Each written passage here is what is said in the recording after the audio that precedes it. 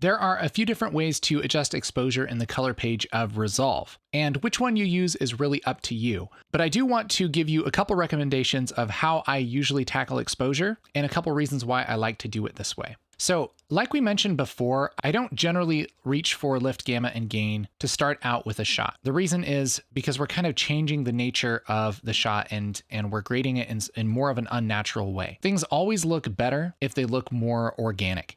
And so the question would be, how do we adjust exposure in the most organic way? Well, I'll give you two recommendations. My first is the easy one that is like 90% awesome, and that is the master wheel under the offset in our primaries wheels. If we're working under a color transform, when we adjust our offset up or down, it's going to look very much like it would in the camera if we were to stop this up or down. And it's really easy to just select your node, go over to offset and roll it down, or on the surface, just hit offset and start rolling that around like this. For this reason alone, I use offset, I would say probably most of the time. It looks great, it's easy to get to, and it does the job quite well. The other suggestion I have is using the HDR palette. So like I said, if you get into all of these little details, you can kind of break things. And so you want to be careful that you don't go too strong in any of these areas. But this global adjustment is really nice. In fact, this exposure slider is just about as accurate as you can get for what the exposure would really look like. I'm not sure if it's like actually more accurate than the offset or not, but what's really cool is you can actually type in specific stops that you want to adjust this by. I can type -1, and this is what our shot would look like if we expose this one stop darker. Same thing for over, I can hit +1. This is what this looks like one stop overexposed. I've done tests with this and compared it with actually exposing one stop up versus doing it here in the global exposure, and it is pretty darn close. And the reason why this works so well is because of our timeline color space. If you click on these three little dots here, you can actually change the color space that this